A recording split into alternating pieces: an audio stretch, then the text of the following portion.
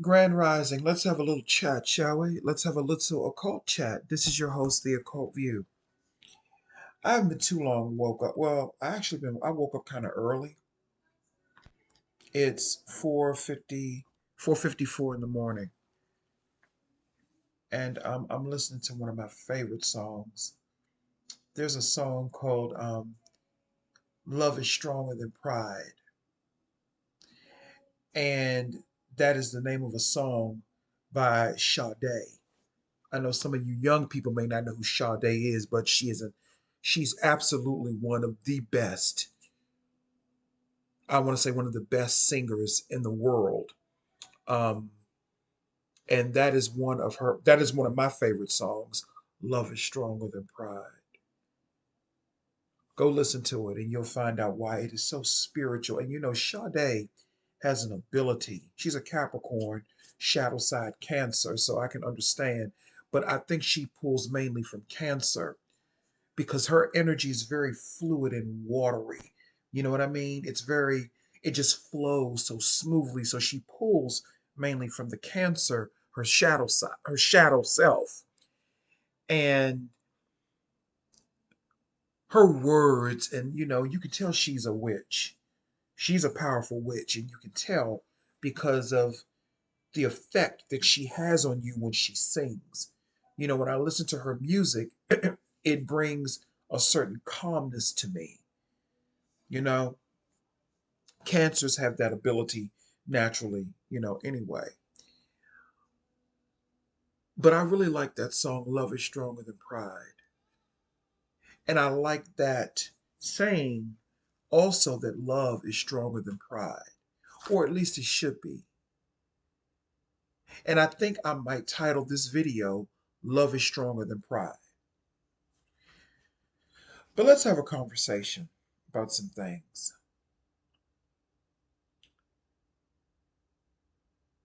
There's a lot of things going on in that world, and I'm going to refer to it as that world because I really don't consider myself part of that reality anymore. And when I say that reality, let me be clear about what I mean. The constant cycle of misery, despair, attacking people, harming people, no compassion, wars, racism, and not just white racism, but racism in general,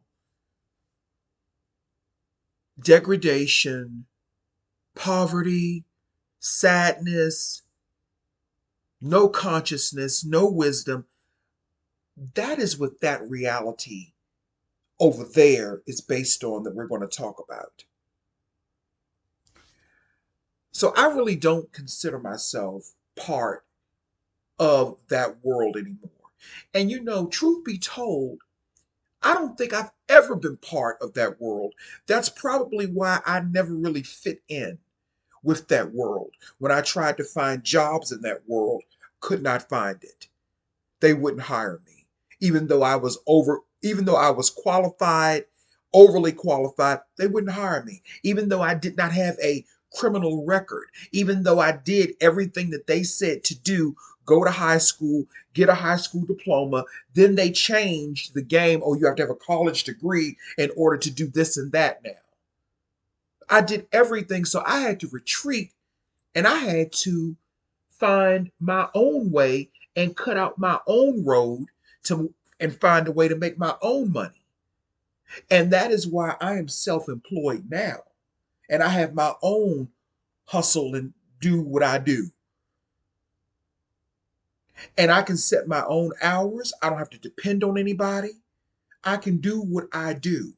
That is the type of reality that I had to face, that I was destined to be my own boss, no matter what that meant. Even if I don't make a whole lot of money, at least I don't have to be subjected to the abuse and the misuse of my energy in that world. I don't have to ask anybody for anything.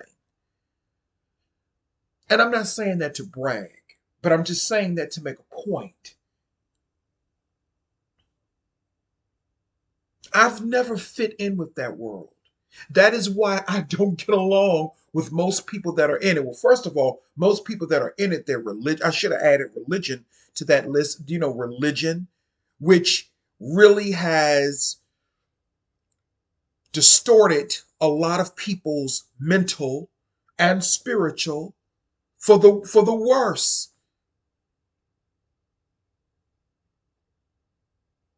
But this is what I want to talk about. I had a conversation with one of my uncles, yeah, day before yesterday, and this is an uncle that I had some challenges with when I was growing up because he was a crackhead. He was on drugs. Let's just call it a thing a thing. He was smoking crack. And we were talking about religion because he told me that he recently purchased, or some kind of way he came about um, coming across the Book of Thoth. And the Book of Thoth is an ancient Egyptian book that was written by the god Thoth, aka Tahuti. And it has a lot of mysteries it has all of the mysteries of the universe and life in general in that book, allegedly, okay? So he told me that he, recently got that book. It's called the Emerald Tablets, actually. The Emerald Tablets, the Book of Thoth. And my uncle was a Christian. He was a Christian. Even though he dibbled and dabbled in different spiritual things, he mainly was a Christian. Like most of the people in my family, he was a Christian. We were brought up Methodist. We were brought up in the Methodist church, in the name of the Father, the Son, and the Holy Ghost. You know how Methodists are, right? I was christened in the Methodist church. So he told me, he said, I read the book, the Emerald Tablets, and he said, I'm just so, I'm changed because it made me realize that, number one, the Bible, which was written much later, took a lot of information from the Emerald Tablets and they twisted it and turned it. I said, I know. He couldn't believe that I knew a lot of the information that I knew. He said, for you to be as young as you are, because I'm 44. He said, you know a lot of stuff. I said, I know. I do. I know. And he basically was saying that he felt bamboozled by Christianity. And I said, hmm.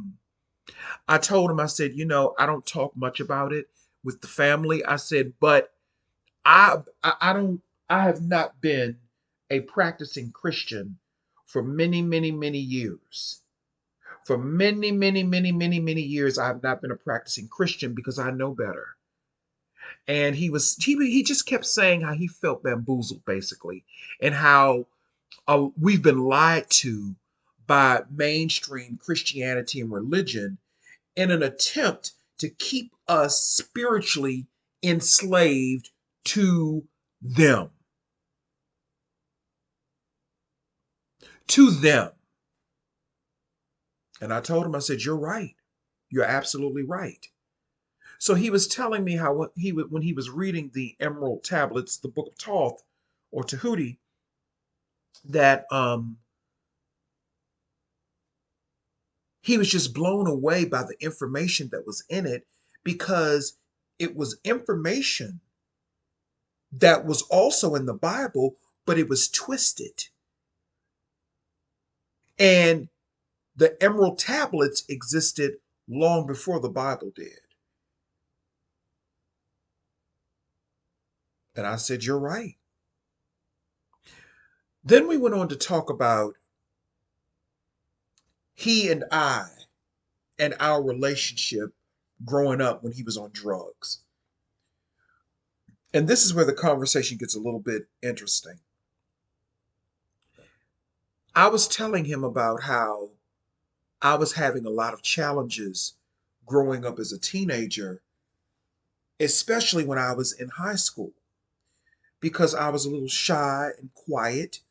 And I was, I wasn't really, I wasn't really an aggressive guy like I am now, you know, but I wasn't an aggressive guy. And for some reason, at least for, I'm going to say perverts and creeps, that I kind of got attention. That drew them to me. And I was telling him about a security guard that worked at my high school when I went there at the time in the 90s. And I believe he still works there, if I'm not mistaken, the last time I checked. And I've talked about this before. I was telling him how this security guard was sexually harassing me. Now, at the time that it was happening, maybe it was due to youth and being naive. I didn't know, or maybe I didn't want to believe that this man was sexually harassing me. Let me go down the list of what he did to me. One time, I came to school late. We had to walk through the metal detector at the high school that I went to. It was Coolidge Senior High School here in DC. We had to walk through the metal detector. For those people who know what I'm talking about, and if you happen to have gone to Coolidge, you know what I'm talking about. Especially if you went in the 90s, they probably still do the same practice. We had to walk through the metal detector. And this one particular morning, I came to school late, like I oftentimes did, because I did not like school and I did not like Coolidge, because Coolidge was a very, very unstable place. It was not an institution of learning, it was really a mini prison. And it was ran by a warden named Leonard Upson, who was a bitch. And that's not alleged.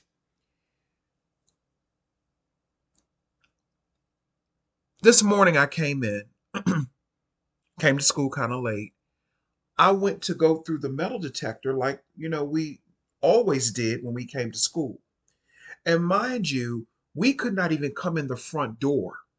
We had to walk around the parking lot and come in the back door by the cafeteria, by the trash dumpsters, which was degrading in and of itself. And we couldn't go out of the front doors either.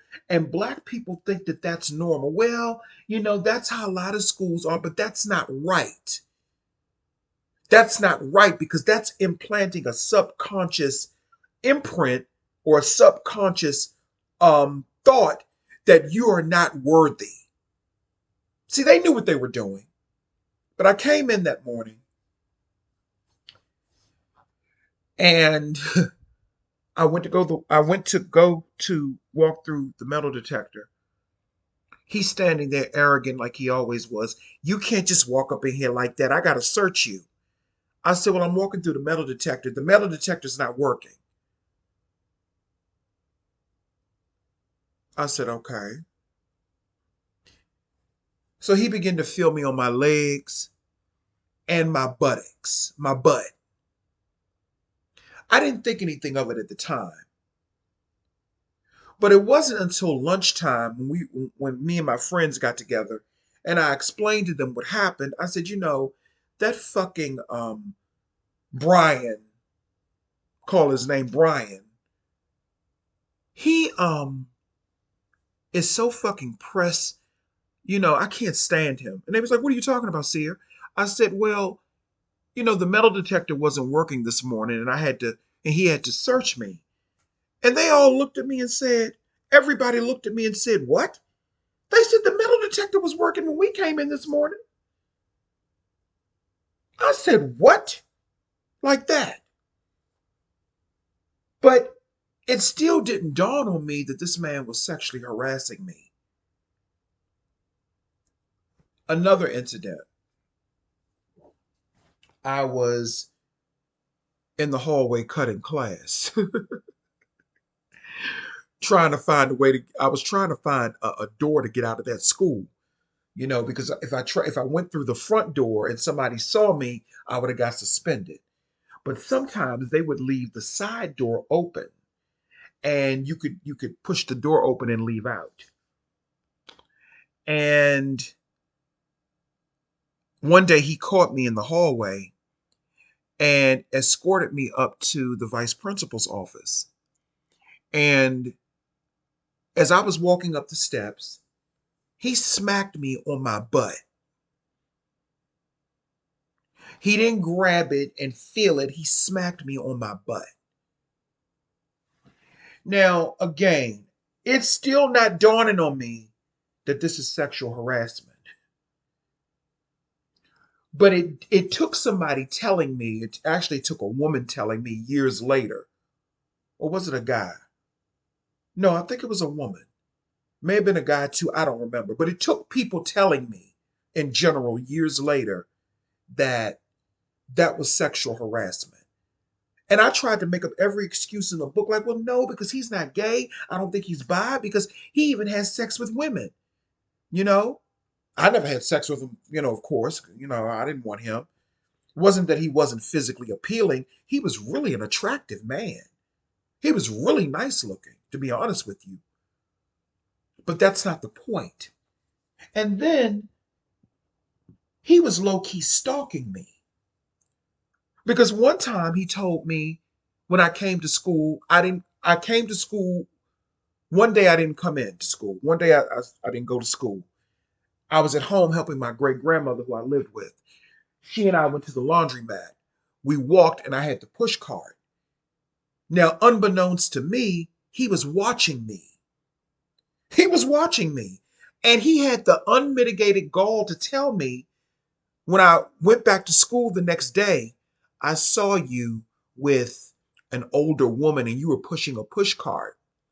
Is that your grandmother? He had the unmitigated gall to say this to me, right? So, like I said, I didn't really think that it was sexual harassment at the time that it happened. It wasn't until many years later, and people had to tell me that was sexual harassment. So I was telling my uncle yesterday or the day before about all of the things that I had to go through in conjunction with dealing with his crackhead behavioral patterns at home. And he said to me, well, why didn't you tell me that you were going through these things? I said, how could I? I'm going to call him D. I said, D, Uncle D, how could I have told you these things when you painted a portrait of yourself as if you hated me and you did not like me? Sometimes I think people that are on drugs don't know that they're on drugs. Sometimes I think in their delusional minds at the time when they're on drugs, they forget that they're on drugs. And as and an extension to that is that they forget how toxic their behavior really is. How could I possibly come to a man who called me out of my name, I'm talking about my uncle, who made it clear with his actions that he really did not care anything about me? It doesn't matter what you say, it matters what you do. Because he kept saying in the conversation yesterday, well, I love you. I get that you're saying that. But back then, your actions did not back that up. That is why I say love is stronger than pride. Love is stronger than pride. That is why I like that song by Sade. And that is by Sade. That's why I brought it up. Because love is stronger than pride. And drug addicts don't have no love and they don't have no pride sometimes, depending on who they are. So, how could you say You can, well, you can say that you love me, but if you do everything in opposition to that, I'm going to go with that. I am going to go with the portrait that you painted of yourself. That is my interpretation of you. You can't get mad or get confused about a portrait that you painted of yourself. You can't get mad about that. That's the portrait you painted for yourself.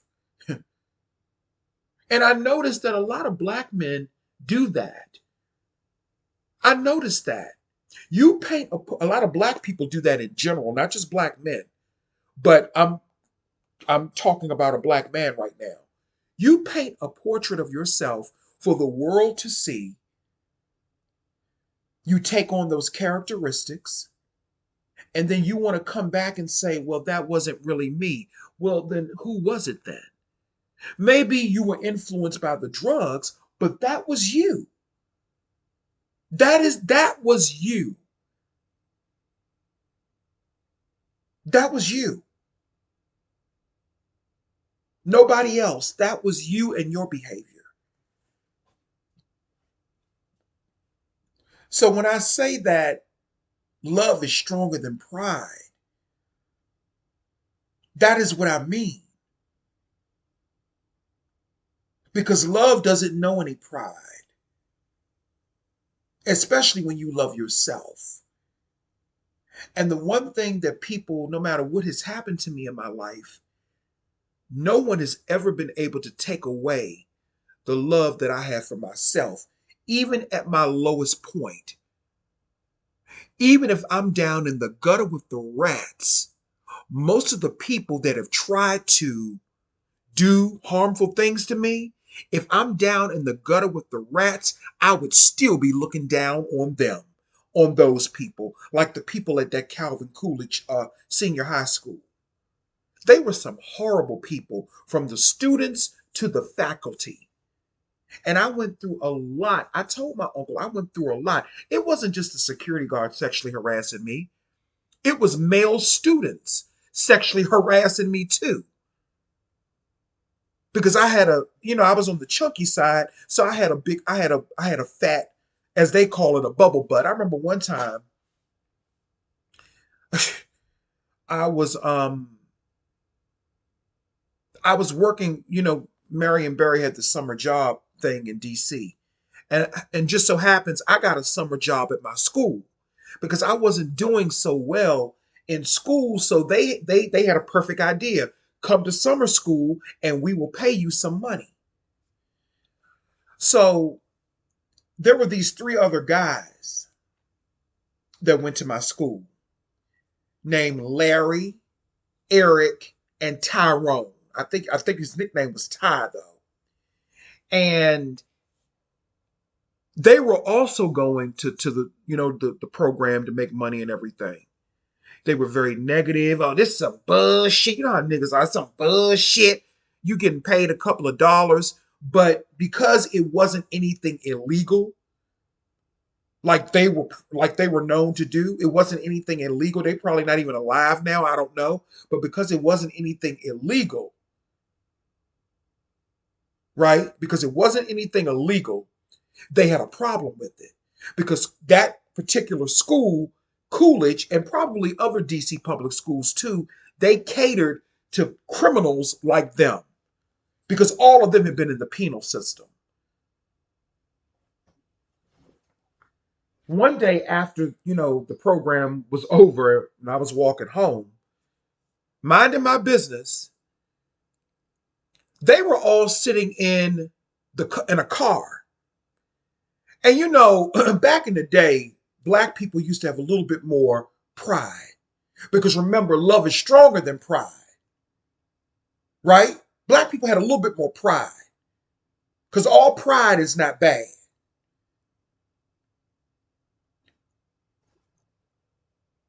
I'm walking through the parking lot minding my business, and the three of them decided to sexually harass me and talk all up under my clothes. They were yelling out of the car window. That is why I can relate to black women when black men do shit like that because it's happened to me. It's happened to me because they probably knew I was gay before I did. They can pick up on it, but I didn't bother anybody. They were always bothering me. Straight dudes always talking about gay dudes, isn't it? But they be bothering me. I don't be thinking about them. And I've said that before. I'm walking through the parking lot trying to get home. It was hot. They yelling out the car window, "Hey, Bubble Butt, come give us some head. You Bubble Butt motherfucker, come give us some head." And then when I told all of them, "Fuck you," they wanted to get out the car and tried to act like they wanted to jump me. But of course they didn't put their motherfucking hands on me. I got out of that shit. They didn't put their motherfucking hands on me because the universe is always watching over me. They didn't put their hands on me. All because I rejected their request. I'm walking, these are supposed to be straight men. And they watching me. All eyes, like that movie with Tupac, all eyes were always on me. So it wasn't just that security guard. I had another incident where the captain of the football team came and grabbed me on my butt, actually hit me on my butt, and then turned away. We had a class together, an art class to be exact. He turned away, hit me on my butt, then turned away and acted like he didn't do it. So it wasn't just that security guard. So the reason I'm bringing this up is because me and my uncle were having this conversation, and I wanted him to know that in conjunction of having to deal with his neuroses and his problems, I had to go to school and deal with them too. And that is why I could not talk to him. Because at the time he had too much pride and he didn't have no love. That is why I say love is stronger than pride. He didn't have no love. He only had pride. Because at the time, my uncle was young. He was in his 30s. He thought he was better than everyone. He was intelligent because he knew how to, he worked for a major electrical company here in the DC area called Pepco at one time. He ended up losing it, but he still had the knowledge and the know-how. Because that's the thing about some crackheads, they are intelligent. But when they start smoking that crack, they become dangerous and they become predators. And I told him straight up on the phone, because I don't do behind the back. If we're going to have an honest conversation, let's have a motherfucking honest conversation. I told him, I said, you were a bully. And I said, that is why I could not come to you, because you painted a portrait of yourself saying that I don't give a fuck about nobody. I don't give a fuck about you. I don't give a fuck about you. I only give a fuck about me. And he was just in shock. And just, like, I just can't believe that. Well, I don't remember that. I had to tell him, I'm not going to get into some things, but I had to tell him about some things that happened between me and him that he totally forgot because he was too high. So then he says to me, well, Seer, I kind of saw the signs that you might be gay coming when you were coming up. And that kind of bothered me because I was like, one of the things that he did not like, he said, was the fact that I looked at soap operas. Even though straight men actually play in soap operas, and even though soap operas or daytime dramas were mainly for heterosexual people, I know women mainly watched them, but they were heterosexual storylines. He had a problem with me watching them. He thought that I should have been playing football. He wanted me to play football. Now, mind you, this is a man that has his own children that he did not take care of. Those are facts. Those are facts. If we're going to tell the truth. And then at the same time, and I didn't say this to him on the phone, but I will if I need to.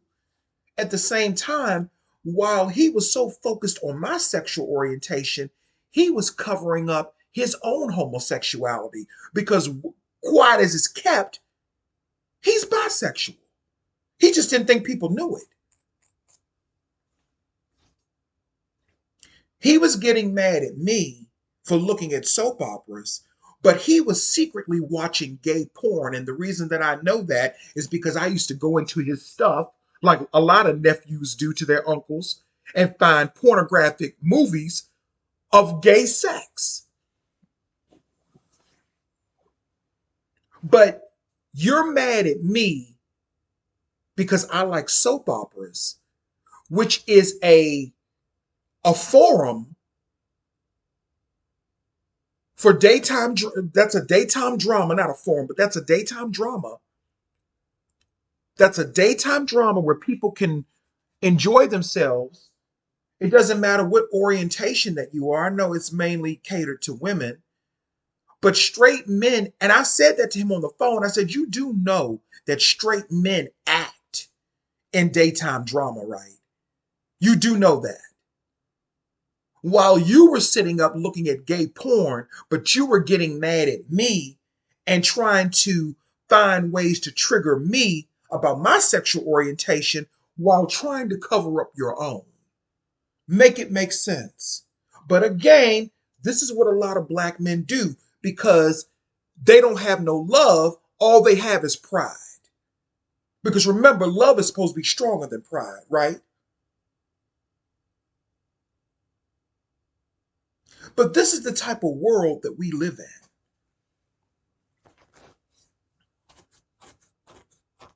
We live in a world where people have pride, but they don't have love. Pride will get you to where you want to go. But once you get there, once a lot of people you get the house, you get the money, you get all the cars, you get all this, you get all that. But then the most important things, you begin to look around and you realize there's so much missing in your life. And that's what's happening to my uncle now. Now, I have no animosity or hatred towards my uncle, but he has to understand something. You're an old man now. He's an old man now. He's in his 60s now. And everybody's going to, if you live long enough, you'll get there too, you know? But he's an old man now. And I think he's beginning to realize a lot of the errors he has made in his life. He apologized to me. He did apologize for some of the things he did, and I accept that. I accept the apology. However, and this is not to my uncle, this is in general. People cannot say that they love you and not show it.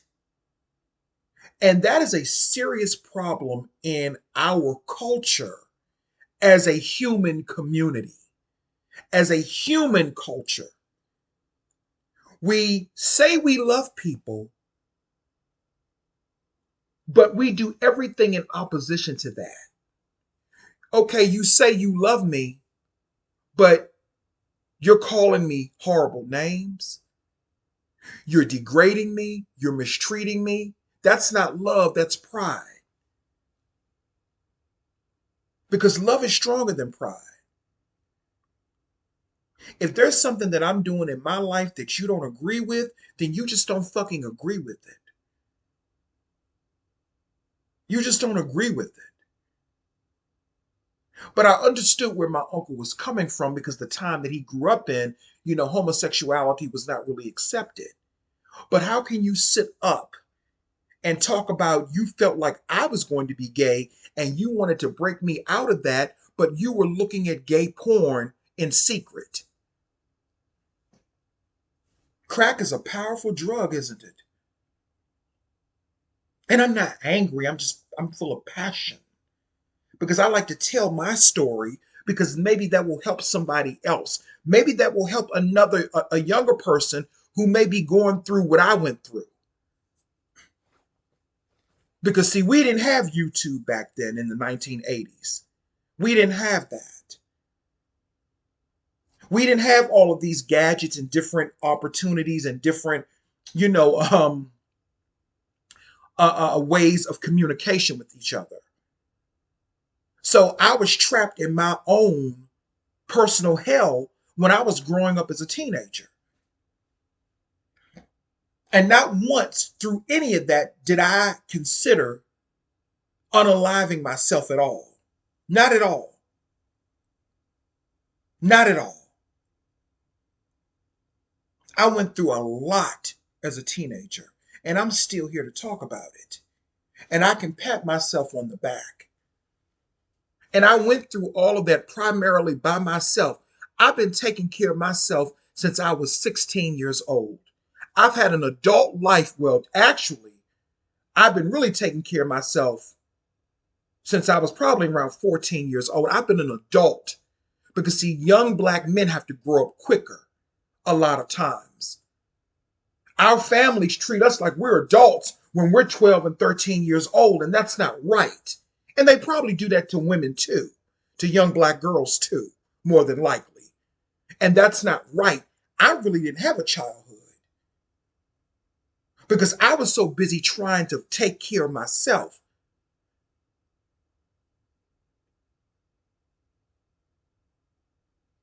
So you can say that you love somebody. You can say that you love somebody, but you have to back it up with actions. And a lot of people have a problem with that. You say you love somebody, but every time you turn around, you are doing everything you can to try to undermine that person. I didn't know my uncle was monitoring me and watching me like that because, see, I don't monitor people like that. But sociopathic people and crackheads are sociopathic people. They this is what they do. Crackheads and people from the penal system, like jailbirds and people that's been in and out of jail, they are sociopathic. And I don't give a fuck who that offends. That is why they do good in some areas of profession because they're sociopaths and they study people to try to find out your triggers. They'll sit back and watch you and study you. See, I know how they do. And my uncle is one of those, he was one of those types of people. He was sitting back watching me when we lived together because I lived with my great grandmother who raised me, and he lived there too because that was his grandmother as well. But he was sitting back watching me. I'm just trying to live my life as a teenager. I'm minding my business. I didn't bring any shame to the family. I didn't bring any boys around or, I wasn't sashaying and shantaing and doing anything that would bring any shame to the family. I was quiet and I kept to myself. And the only thing that you can find that I did that was wrong was looking at a soap opera while you're looking at gay porn. Make that make sense. No, I didn't say this to him in the conversation because in the conversation, the energy was not about, oh, you did this and you did that. But I wanted to have an open, honest conversation with him, not doing tit for tat or blaming him for this and no, because I want to move beyond that. I'm not a confrontational person. I don't deal with a lot of conflict very well. I don't like a lot of conflict. I don't like, confrontational people. That is why I stay away from a lot of people because I realize in this world, people got problems. People have so many problems. People are so problematic. I was telling somebody earlier, you can't even have a regular hookup with people for sex anymore. Back in the day, if you feeling kind of frisky and you wanted to do a little something, safely, of course, have a little fun, maybe take a sip of wine, whatever you do, you know, you can't even do that anymore because so many people, their mindset is always on predatory or being a predator or trying to find a way to get something out of you. It is so bad for black men in DC that most of these niggas, if you try to hook up with them, let's say if you try to hook up with them off of an app, they want you to send them a motherfucking Uber or a Lyft. They are so broke they can't even afford an Uber or a Lyft. They're so broke that they can't even afford their own vehicles anymore. And I'm not knocking anybody who does not have a vehicle, because a vehicle don't make a person. But the unmitigated gall of some of these men to think that somebody is supposed to send them a Lyft or a fucking Uber. You're a grown ass motherfucking man. You're a grown ass motherfucking man. And you can't even afford a Lyft or an Uber. And I'm not looking for nobody on no apps or anything, but when I was on apps, this is what you had to contend with. This is what you had to contend with.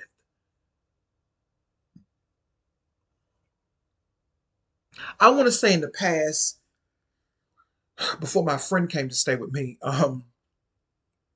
in the past, I want to say within the past 5, 6 to 7 years, no, the past 8 years, I've seen a change in the people and in people in general, especially black people, and for the worse. When Obama got out of office and Trump got in office, that really changed black people for the worse, because it took black people's focus off of themselves and it put it on a non motherfucking factor like Trump. 2016 is really when I started to see the worst coming out in black people. Then it exacerbated and got worse in 2017. Something happened between 2016 and 2024. Something happened to humanity between that time frame. Because even though people have always been kind of on the crazy side, they were not crazy like this. A lot of these men don't even have no sexual energy anymore. They're not even sexually appealing anymore.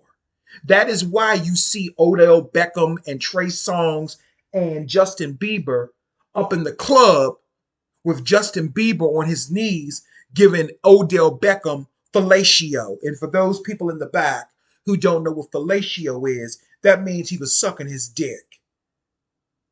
And people want to try to make it, some people want to try to make it seem like, oh, that's not what it was happening. That's not what was happening. Ciao, bye. And these are supposed to be straight men. But I feel bad for Justin Bieber. And I'm going to tell you why I feel bad for him. Because he has been ritualized, he's been abused, he's been trafficked by his parents and by the adult black men in that industry. And yes, I said it. That white boy has been trafficked, abused, and misused by those adult black men in that industry. They are predators. I'm not calling black men predators. I'm calling those black men predators. But that's the type of world that we live in, because we're operating on a disgusting level of pride.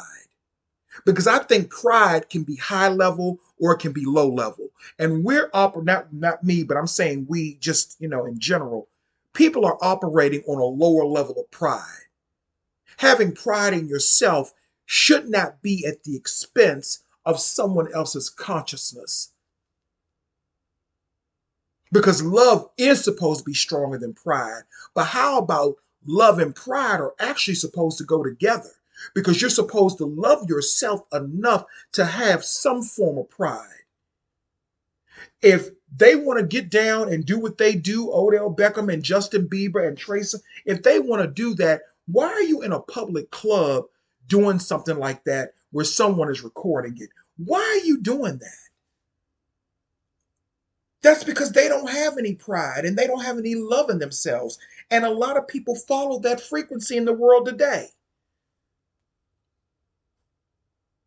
You got guys trying to get people to come to their car to give them head and to do freaky shit. Now, I done freaky stuff in the car back in the day, but my ass is too old to be doing that now. Okay, y'all, I'm not going to lie. I kind of did do something like that a couple of years ago, child. Okay, I did. But you know what? I was a little bit younger back then. I was probably 42. Shit. But I'm getting too old for that shit now, y'all. We do it. Sometimes we want to have a little fun. Sometimes we want to do something a little exciting. But to make that a constant thing,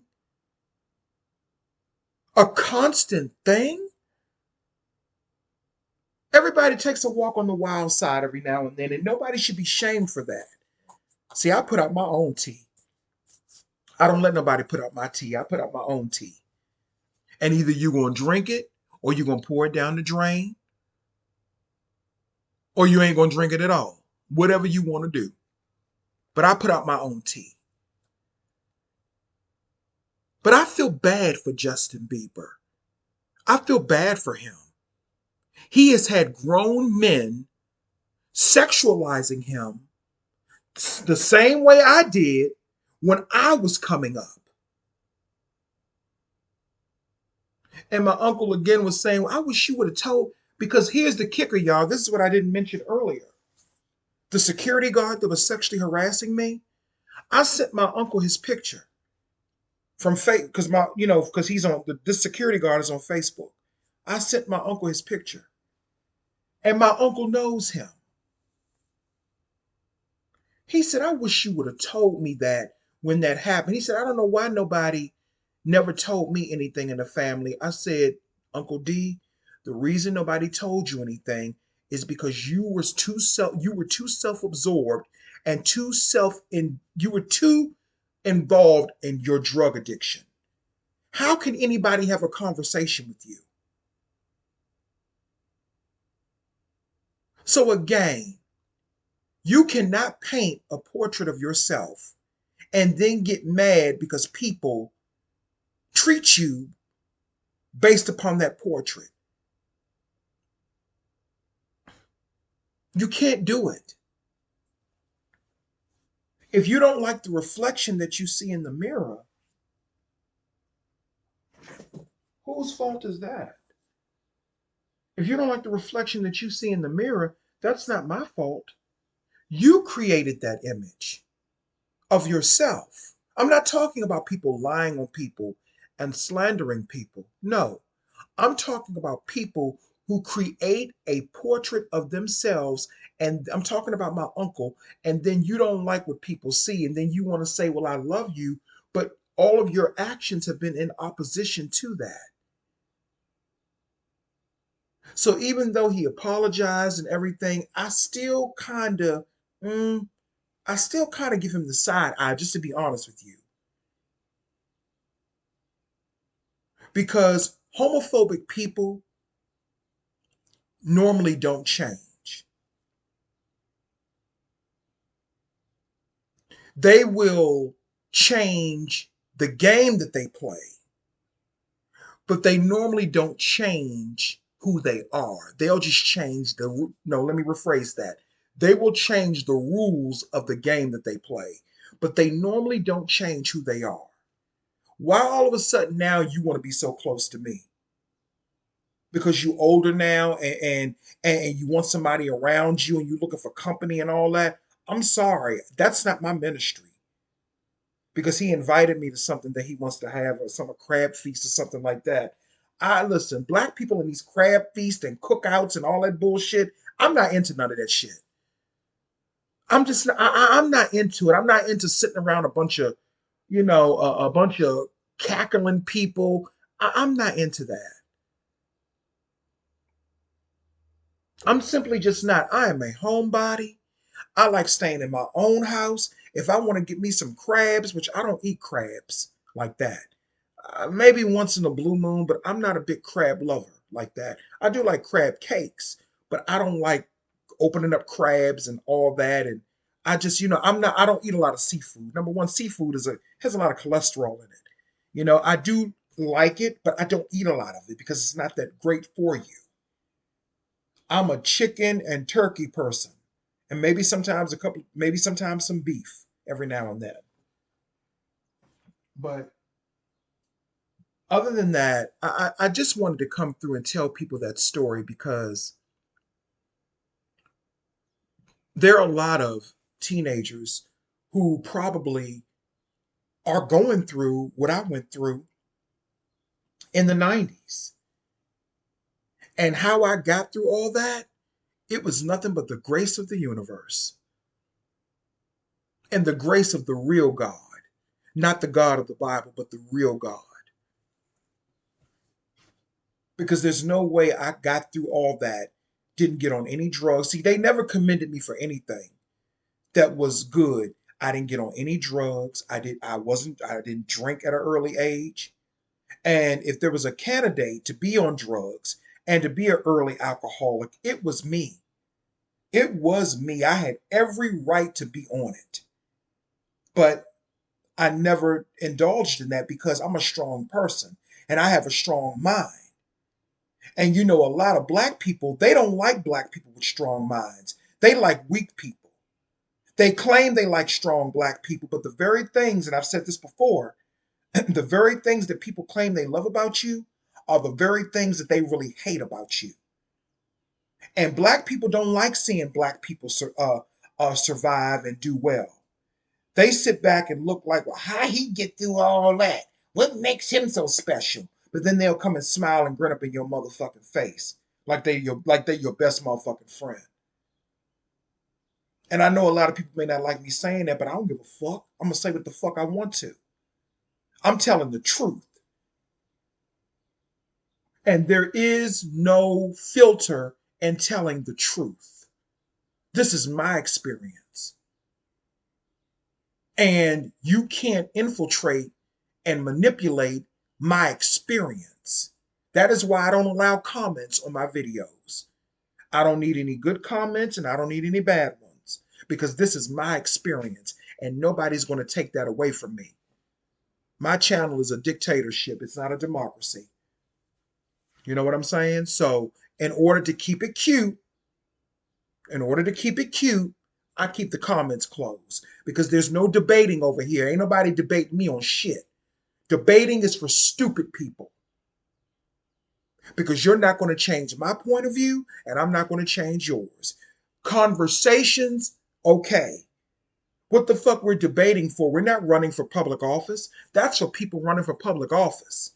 What the fuck am I going to debate with a nobody or a stranger online? And when I say nobody, somebody that's not relevant to me in my life, I don't give a fuck what you think. And that's how you have to be in this world.